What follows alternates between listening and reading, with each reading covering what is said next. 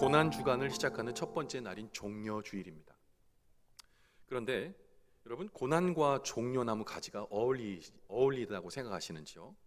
잘 어울리지가 않는 것 같아요. 종려나무는 환영에, 유대 사람들이 왕을 환영할 때 흔드는 나무인데, 주님의 고난과 이 환영의 의미인 종려나무가 잘 매칭이 되지 않는 것 같아요. 그런데 예수님의 고난이 시작되는 이 주일은 종려주일입니다. 이유가 뭘까요? 예수님께서 순환의 십자가를 지시기 위해 에루살렘으로 들어오셨을 때 에루살렘 성 안에 있던 예수님을 맞이하던 사람들이 자기의 겉옷을 벗고 거기다가 종려나무 가지를 딱 펴놨어요. 이건 마치 큰 영화제에 유명 연예인이 이제 시상을 받으려고 올 때 빨간색 레드카펫을 쫙 깔아주면서 그를 환영하는 것과 거의 진배가 없는 모습이죠. 그 자기 옷을 펴서 종려나무 가지를 딱 펴고 또 종려나무 가지를 막 흔들면서 호산나 호산나 다윗의 자손 예수여 환영하면서 맞는 것, 그 맞는 그 예루살렘의 입성 장면, 그것 때문에 우리는 이 고난주간의 첫 고난주간이 오기 전 주일을 이제 종려주일이라고 말하죠. 여러분, 환영하죠. 예수님을 환영하며 맞아들이는 수많은 사람들이 있습니다.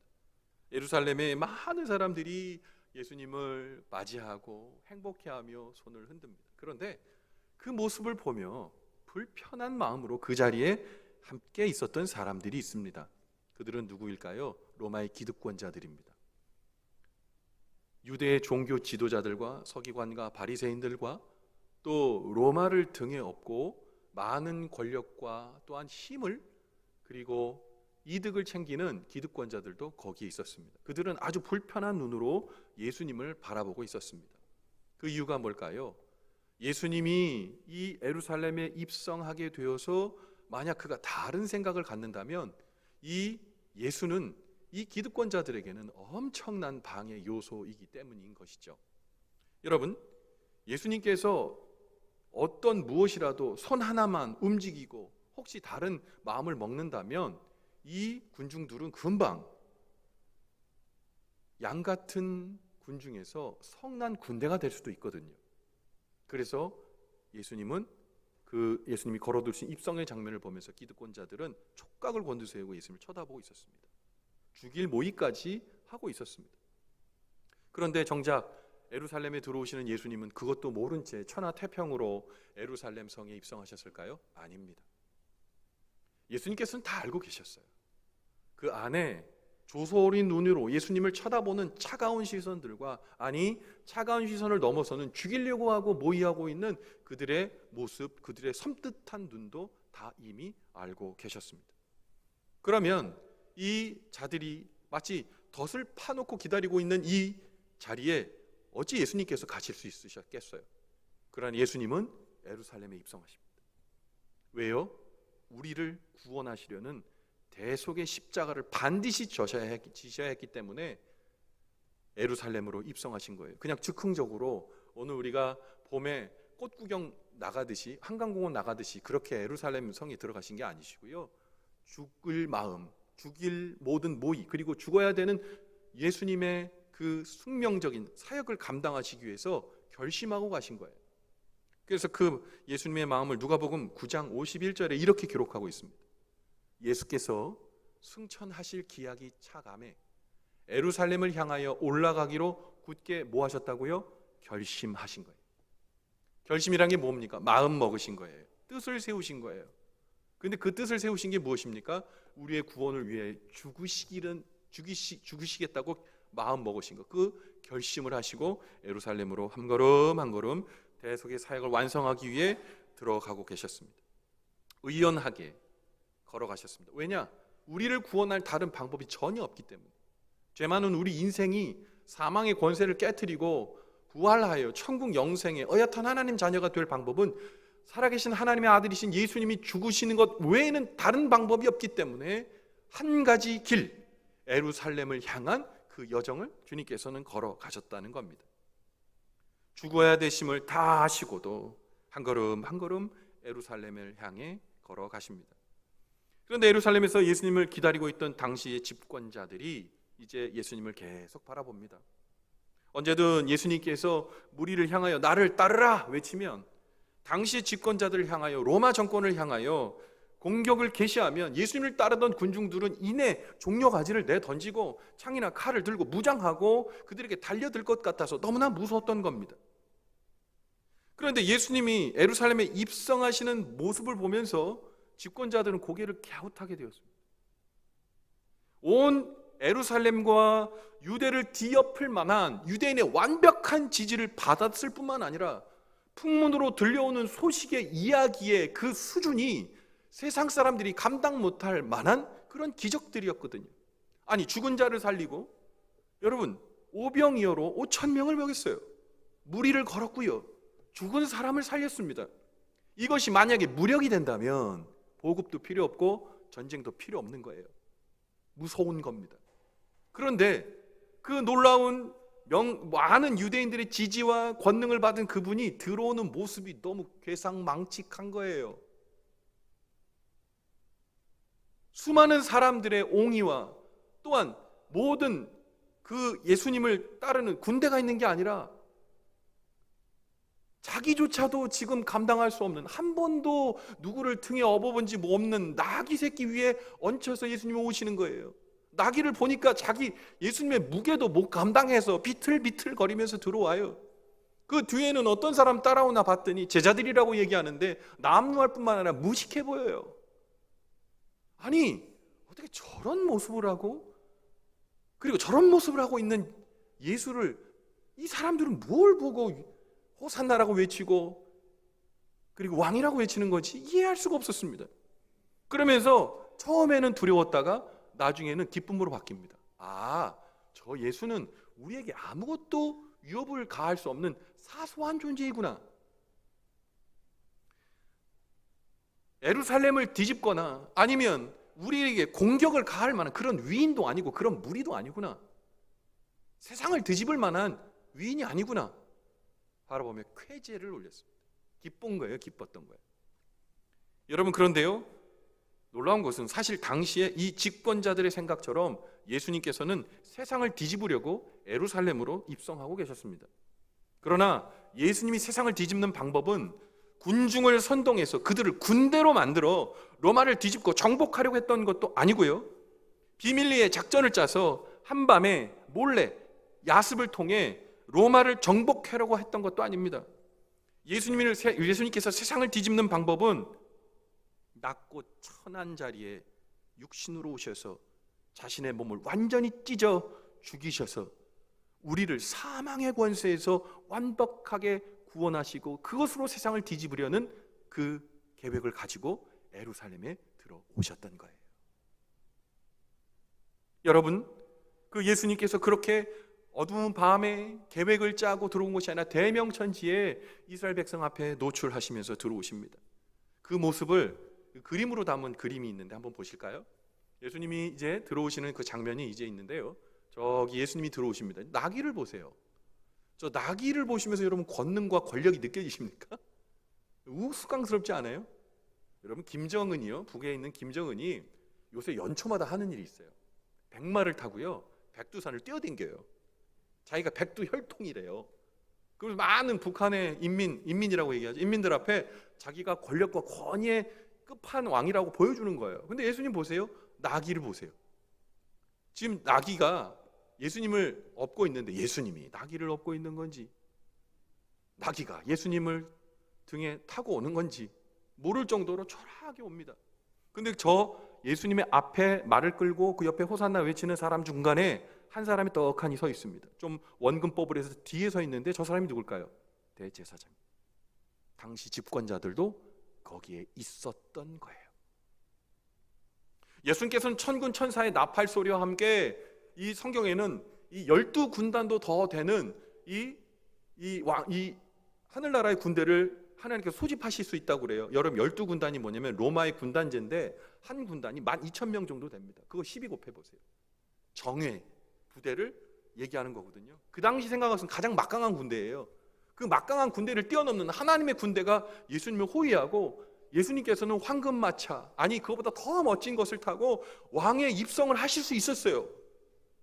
그런데 비틀비틀거리고 좌우로 휘청거리는 나귀, 그 나귀 위에 예수님 오시는 거예요. 집권자들의 눈에 진짜 초라해 보인 거예요. 이건 코미디죠. 근데 여러분, 그 모습에서 아까도 제가 질문 드렸지만 권력이 느껴지십니까? 권위가 느껴지십니까? 초라 그 자체입니다. 어색한 행차입니다. 거기다 예수님을 따르는 제자 무리들도 그렇게 변변치 못한 거예요. 여러분, 예수님께서는 전능하신 하나님의 아들이시면서 왜 그 권위에 걸맞지 않는 모습으로 예루살렘에 입성하셔야 했을까요? 저와 여러분 때문에. 예수님이 이 땅에 오실 때 그 첫 번의 모습을 여러분 기억하십니까? 성탄에 여러분 우리가 가장 먼저 떠올리는 그림 기억하세요? 예수님 냄새나는 마구간에. 여러분, 이 고대 중세 시대의 사람들이 예수님의 탄생 장면도 그리고 예수님의 입성 장면도 그림으로 다 옮겼는데 그거 너무 멋스러워서 못 보여드리겠어요. 너무 멋스러워 보이고 멋들어지게 그려놨어요. 예수님 그렇게 오지 않으셨어요. 여러분, 우리가 시골에 가면 만나게 된 여러분 우사나 여러분 그 양계장을 생각하시면 되는 거예요. 냄새나는 곳에 예수님께서 말밥통에 오셨어요. 전능하신 하나님의 아들이 말이죠. 그리고 이제 십자가를 지셔야 되는 그 자리 속에서도 어엿한 말 하나 변변하게 갖춰서 오신 것이 아니라 어린 나귀 새끼 한 마리를 타고 비쩍비쩍 넘어질 것 같은 그 모습 가지고 오는 거예요. 초라히 극치죠. 그 모습 보면서 기득권자들은 행복했어요. 야, 우리가 괜히 쫄았구나. 별것도 아닌 그냥 나사렛의 무명 청년이 지금 걸어 들어오는 것을 너무 많은 의미 부여를 했구나. 너무너무 기뻤던 거예요. 그런데 거기서 이 기득권자 말고 또 기뻐했던 사람들 누굽니까? 예수님을 호산나 호산나 외쳤던 누구요? 유대의 백성들이었어요. 유대의 백성들도 기뻐했습니다. 그러나 예루살렘의 기득권자들과는 좀 다른 각도로 기뻐했죠. 예수님께서 오십니다. 초라했잖아요. 근데 어떻게 그때 호산나 호산나 외칠 수 있었을까요? 왜냐하면 예수님께서 여태까지 하셨던 기적들이 다 그랬거든요. 초라했지만 나중에는 엄청난 신적 권능을 보여주셨거든요. 오병이어 사건 그랬죠? 무리에 걷는 사건 그랬죠? 죽었던 사람들이 이길 때 그랬죠? 그 예전에는 어떤 전조도 없고 어떤 기약도 없었는데 갑자기 하나님께서 놀라운 역사를 하셨어요. 지금 비록 예수님께서 어린 나귀를 타고 지금 비척비척 걸어오시지만 예수님이 때가 되면 짠 하고 변신하셔서 로마의 모든 권세를 모든 군대를 무력화시킬 것이라고 믿었던 거예요. 호산나 호산나 외치면서 주님 지금이요, 주님 지금이요, 주님 지금이요 계속 연호했던 거예요. 마치 히어로물에서 슈퍼맨이나 배트맨이 어려운 상황에 있다가 자기가 나타날 때 망토를 두르고 그리고 복면을 하고 나타나 모든 어려움의 사람들을 구원해 주는 것처럼 지금 우리 주님은 복면을 또는 망토를 걸치지 않은 초라한 모습일 뿐이지 곧 나타나 우리에게 일해 줄 거라고 믿는 겁니다. 그래서 그걸 보고 환호하는 거예요. 그런데 보세요, 우리는 안 그렇습니까? 주님 이제 일하실 때 됐잖아요. 내가 주님을 찬양하고 주님을 기도했던 순간들을 아시잖아요. 그럼 지금이요, 호산나 주님 지금 일하셔야죠. 예수님께서는 예루살렘 백성의 그 모든 그 환호가 다 끝나고 그들의 여망과 소망이 부르짖음이 되어 외치고 다 끝날 때까지 아무 일도 안 하셨어요. 예수님은 그 일을 하러 오신 게 아니거든요. 여러분, 우리는 우리의 마음 가운데에 주님이 우리의 모습, 우리가 원하는 모습으로 서시길 원해요. 그래서 주님께서 우리에게 원하시는 것, 그것을 이루어 주시기를 간절히 바라는 거죠. 여러분, 오늘 본문에서도 이 주님께서 역사하실 이 모든 구원의 은혜를 아무것도 모르는 그들은 이렇게 주님이 자신들의 오기를 바랍니다. 오늘 누가복음 19장 37절부터 38절에 이런 말씀이 있어요. 이미 감난산 내리막길에 가까이 오심, 이제 거의 다 오신 거예요. 입성하시고 제자의 온 무리가 자기들이 본바 모든 능한 일로 인하여, 이거 기억하셔야 돼요. 모든 능한 일로 인하여 기뻐한 거예요. 예수님이 우리를 위하여 십자가에 못 박혀 죽으시고 영영 죽을 죄인을 살려주시고 구원해 주셨기 때문에 호산나 외친 게 아니라 자기들이 본바 능한 일로 인하여 또 할 것을, 다시 재현할 것을 믿으며 큰 소리로 하나님 찬양했던 거예요. 그러면서 찬송한 거예요. 주의 이름으로 오시는 이여 하늘에는 영광이여 가장 높은 것은 영광이로다. 지금은 비록 어린 나귀 새끼 타고 예루살렘 입성하고 계셨지만 조금만 더 가면 돌변하시고 변하셔서 내가 그린 그림대로 하나님의 아들이신 예수님께서 움직여 주실 거라고 믿고 있는 거예요. 반쪽도 아니고 3분의 1도 아니고 믿음 없는 거죠. 예전에 제가 부교육자 생활을 할 때 이렇게 절기나 다른 어떤 교회 행사가 있으면 집에 많이 잘 못 들어가거나 또는 늦게 들어가거나 이랬어요. 그래서 우리 자녀들한테 그래도 좀 아버지로서 좀 보상해주는 차원으로 이렇게 치킨도 사가고 피자도 이렇게 가끔 사가서 애들한테 준 적이 있어요. 애들이 나를 보면 너무 오랫동안 잘 못 봤는데 보면 너무 좋아하겠지. 그때 아이들이 어렸었거든요. 벨 누르고 딱 들어가면 애들이 달려오면서 아빠 어서 오세요 그러면서 딱 안아주고, 우리 딸은 뽀뽀에 또 전문가거든요. 이것저것 다 뽀뽀해 줄 줄 알아. 그런 걸 기대하고 딱 들어가면 애들아 아빠 왔다 그러면서 치킨이나 피자 들 거 아니에요. 그러면 애들이 확 달려면서 치킨 그러면서 달려. 피자. 제 이름이 홍피자입니까? 제 이름이 홍치킨이에요. 제 이름은 홍성인입니다. 그리고 얘네들 아빠거든요.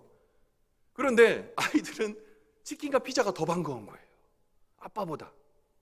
근데 문제는 여러 번 자주 아빠라는 얘기를 별로 들어본 적이 없어요. 아이들한테 다 차려놓고 맛있게 먹으러 가면서 저는 쓸쓸히 구석탱이에서 그걸 지켜보고 있는 거죠. 언제쯤 얘네가 아빠 오셨어요 하고 나를 반겨줄까. 여러분, 좀 우스꽝스러운 얘기지만 예수님이 예루살렘에 입성하셨을 때 그런 마음 아니었을까요? 예수님 그분의 구원과 그분의 고난 전혀 모르고 마치 아버지 손에 들려있는 피자와 치킨만 바라보고 있는 것처럼 우리는 하나님의 주실 것, 내 인생의 자리에서 제거될 아픔들을 치워주는 해결사로 아주 유명하고 유능한 탐정 정도로 우리 주님 취급하고 있지는 않은지요. 예루살렘에 호산나 외치는 사람들처럼 말이죠. 예수님은 세상의 그 어떤 무력을 합친 것보다 더 큰 무력을 갖고 계십니다. 세상의 그 어떤 권세를 다 합친 것보다 더 큰 권세를 그 손에 쥐고 계시고 전 우주를 쥐고 계세요. 그런데 그분이 겸손과 섬김으로 우리를 위해 죽기 위하여 그 냄새나고 남루한 모습으로 다니셨고 마지막까지도 그 일을 결코 중단하지 않으셨어요. 왜요? 아무도 알아주지 않아도 그 일을 하셨어요. 왜요? 나 때문에, 우리 때문에 기꺼이. 호산나 외치는 그 함성 소리, 기득권자들의 그 눈초리 가운데 별거 아니구나 기뻐하는 그 모습을 보면서 혼자 외롭고 혼자 아파하실 예수님을 생각할 때에 가슴이 아픕니다. 다 예수님을 알아보고 환영하는 것 같지만 군중 속에 둘러싸셔서 그 잔인한 고독감과 외로움 속에 있으실 예수님 생각하면 우리의 마음 가운데 죄송함이 있습니다. 그럼에도 불구하고 예수님 두벅두벅 걸어 들어가시죠. 그때 바리새인들은 이제 다 된 게임이구나 생각하고 이제 정신 차리라는 의미로 예수님께 이렇게 책망합니다. 누가복음 19장 39절에 이렇게 말합니다. 무리 중 어떤 바리새인들이 말하되 선생이여 당신의 제자들을 책망하소서 하거늘. 여기서 바리새인들이 예수님께 선생이여 얘기했을 때 이 선생이 존귀하신 선생님 이게 아니에요. 어이 김 선생, 전 양반이 이런 느낌인 거예요. 선생 예수, 저 사람들 진정시켜요. 당신 아무것도 아니잖아. 당신 이런 초라한 나귀 새끼 타고 들어오는 당신이 저들이 생각하는 그런 사람 아니잖아. 책망하세요. 똑바로 얘기해줘요. 라고 얘기하는 거예요. 그랬더니 예수님께서 누가복음 19장 40절에 이렇게 말씀하시죠. 대답하여 이르되 내가 너희에게 말하노니 만일 이 사람들이 침묵하면 돌들이 소리 지르리라 하시니라. 1차원적인 해석은 이 사람들이 나를 환영하지 않으면 돌들이라도 크게 소리 지를 거다. 이게 1차적 해석입니다. 2차적 해석은 뭔지 아세요? 주님은요 돌들이라도 소리 지를 만한 전 우주를 통치하시는 하나님이라는 거예요. 여러분 돌들이 소리 지르는 거 보셨어요? 눈이 있습니까? 코가 있습니까? 입이 있습니까? 근데 문제는 지금 이 예루살렘의 입성 장면을 온 우주의 만물이 지금 주목하고 있는데 유대인들과 기득권자들만 모르는 거예요. 예수님께서 말하는 거예요. 내가 생각하는 스펙트럼의 왕이 나는 아니다. 나는 전 우주를 내 손에 쥐고 있고 모든 것들의 생사여탈권을 갖고 있는 그 하나님이다. 돌들이 경배하는 그 하나님이다. 그 모습을 보여주시는 거예요. 근데 그분이 죽으러 오셨다니까요. 말이 됩니까? 죽음을 모르는 자, 추위와 고통과 배고픔을 모르는 자, 세상의 모든 것들을 그 손에 쥐고 계신 자가 다 탈탈 털어 다 벗고 죽음의 자리에 맨몸으로 들어오시고 있는 거예요. 여러분, 그런데 우리는 예수님을 어떤 시선으로 바라봅니까? 때로는 우리의 눈이 예루살렘에 있는 사람들의 눈초리와 똑같지는 않은지요. 여러분, 우리가 날마다 하나님 앞에 구하고 찾는 것이 예수 그리스도의 그 구원의 감격 너무 귀해서 눈물 흘리는 것이 아니라 내 안에 주어지지 않는 것, 기도함에도 불구하고 주어지지 않는 것 때문에 원망하고 애태워하는 눈물은 아닐런지요. 여러분, 제가 이렇게 말한다면 억지일까요? 예수님은 오늘 이 시간 우리의 마음속에 입성하십니다. 나귀를 타신 그대로 우리의 마음 가운데 입성하십니다.